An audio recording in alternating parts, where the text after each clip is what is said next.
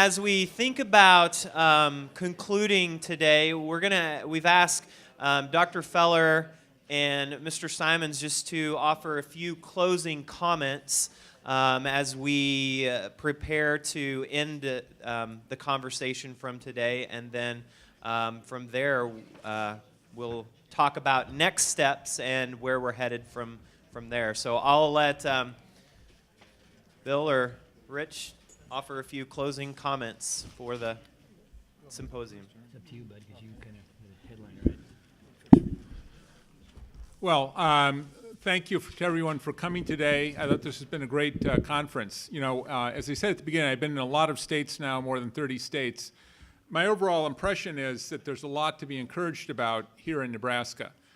We heard from a lot of people today who understand what the issues are, who are already fully committed to solving the problem. You've got some really good initiatives here underway that I think have a lot of promise. I think the work the Chamber is doing, going around talking to people all over the state about what the economic opportunities are and how you're going to increase opportunities to connect kids to those job opportunities and everything is really important. That mapping exercise, I think, is a key part of addressing the problem going forward. And as I said, I was very impressed by a number of the leaders we heard from who understand the need to address this. Lincoln Public Schools obviously is on board, and that new center they want to create, I think, has got enormous promise. The Community College Network has got a lot of really exciting stuff going on. And I think we've heard from some state leaders today who are really on board with this and committed to attacking it. So how do you go from here? I think there's several key steps you can think about as next steps. One is to continue the conversation and broaden the network. You know, so much of this is a cultural challenge, and I can't say that enough. We've been talking for a generation about the answer to your future is to go to a four-year college, and we sort of, everybody's come to that point of view, so switching that mindset is a massive challenge. The people in this room may understand it, but your friends and neighbors probably don't. So we have to really broaden out that conversation. Take the opportunity to talk to people that you work with, that you know.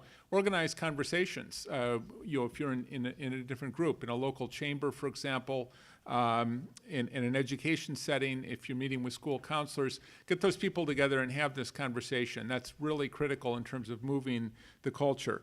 Some of you might want to think about organizing some local pathways conferences, sort of modeled after this, but just focused on your local area, whether that's a city or a group of smaller towns or whatever.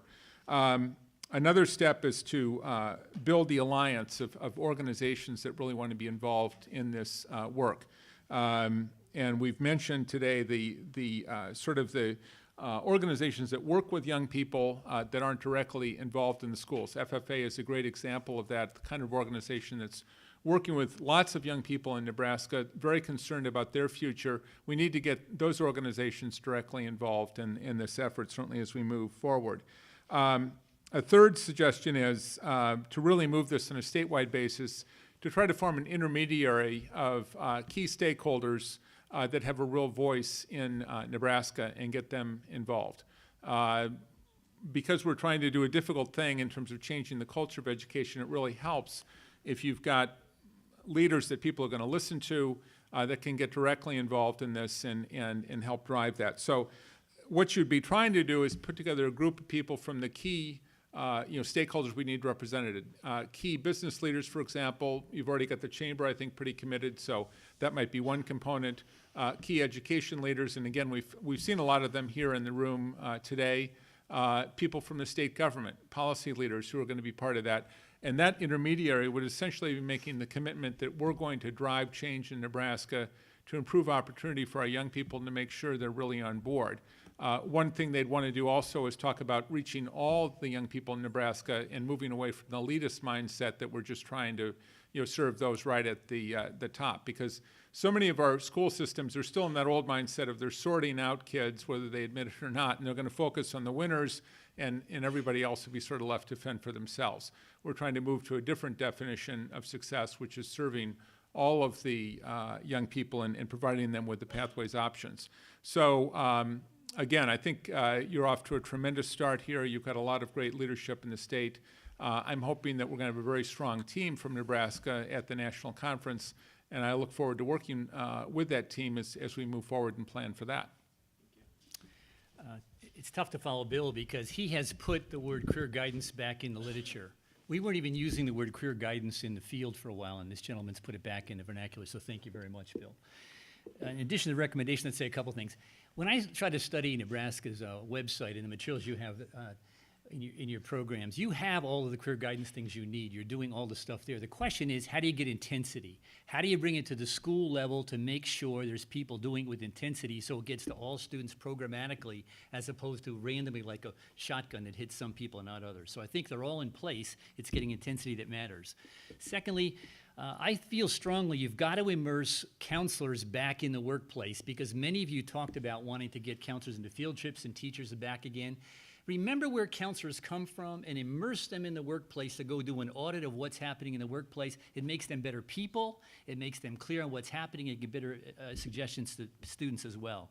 The third is, you know who the best guidance counselor is? The best counselor is a growing economy. The challenge is the growing economy is not creating jobs. So the real issue is how do we find more jobs being created and all of our work gets done easy. So you can't forget economic development tied to this question. So the more we pay attention to economic development principles, the easier we get talking about how education relates to that and creates jobs. An expanding economy has not meant a lot of jobs, folks, and we need to understand some of that piece. The fourth thing is that what we're talking about in trying to help career guidance get done is a developmental process. And we all talked about pieces we needed, but you measure it by events, getting the form in, getting into college, getting that job. So you've got counteracting forces. This is a developmental process over time, but you measure it sometimes by did you get placed or did you get the right letter in? So if you can be sensitive to that, it's got to be developmental. It's not something that's an event-based kind of issue. Fifth, we mentioned cultural change. To me, changing demography is enough to get all of us nervous. We really need to pay attention to who our teachers and counselors will be, what are the changing demographics, our students do move away. The whole notion of what we're going to look like is really quite important, I think, to pay attention to. Career tech education, I sat back with some superintendents and I was waiting to see what they'd say, and I said, it's interesting nobody's mentioned tracking yet, and one person said, that's the white elephant in the room, about tracking kids into vocational education.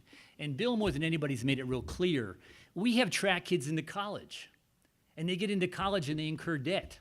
So when you hear the word tracking, if you will, think about how we have unconsciously tracked kids in to go to college, which meant go into debt. And I think that's, talking about debt is something parents understand. I can't say enough about the whole notion of mentoring. I'd like you to think about how you got excited and your internal motivation got tapped by you. You found an adult or a mentor or a significant event that got you excited about what you could become.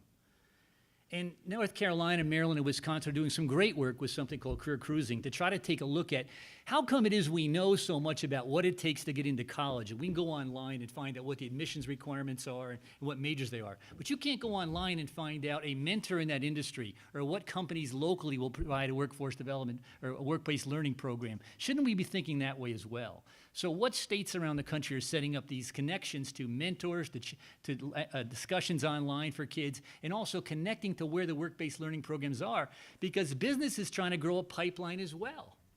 They have to understand that pipeline and get to grow the people that they want to grow. So I think look at Wisconsin and Maryland and some in North Carolina. The last thing I would say is if you want to write this down, here's the essence of my whole piece. I want to give you some tips, and I want to give you 3 Ps. Here's what TIPS are. TIPS stands for basically, we've got to look at the way we train counselors. Training. How do you get them trained so they understand consciously what it is you want them to understand about the workplace? That's the T, training. The I is, how do we integrate the good things we're talking about here today into the curriculum to know about the changing workplace and to know about the new rules of how people succeed? That's the I. And the P is, how do we personalize this?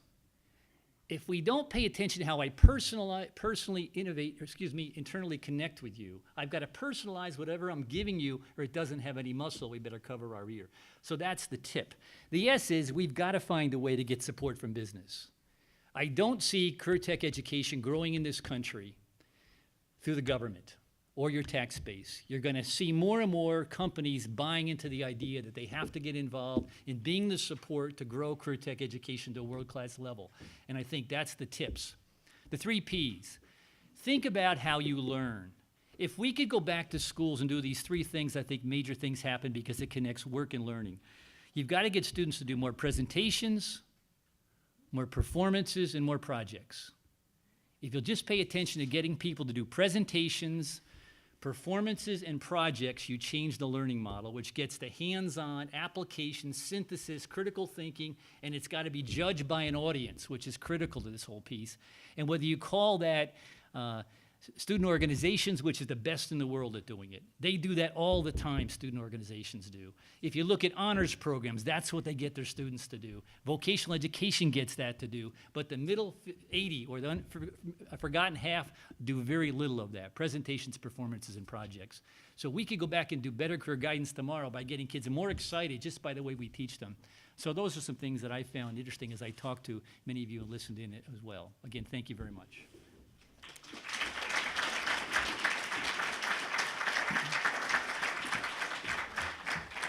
As we wrap up, just to share with you some of our thoughts in regards to the next steps. Hopefully within the next few weeks or within the next month, you'll be hearing from us in regards to a proceedings or a report based on the information that was collected today. We also hope to soon have a website up where the information will be available, as well as some of the video that we've captured today for use, whether it's locally, as was suggested, perhaps in a local Pathways conference as well. In addition to that, we are, and I'm glad Bill said it because we're inviting ourselves to the National Pathways Conference.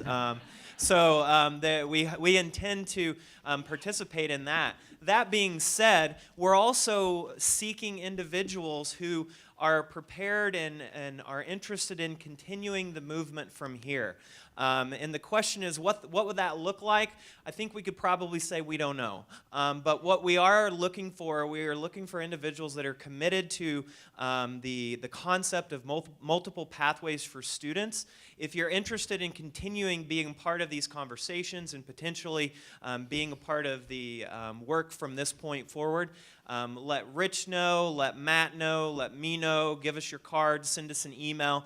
We're definitely seeking individuals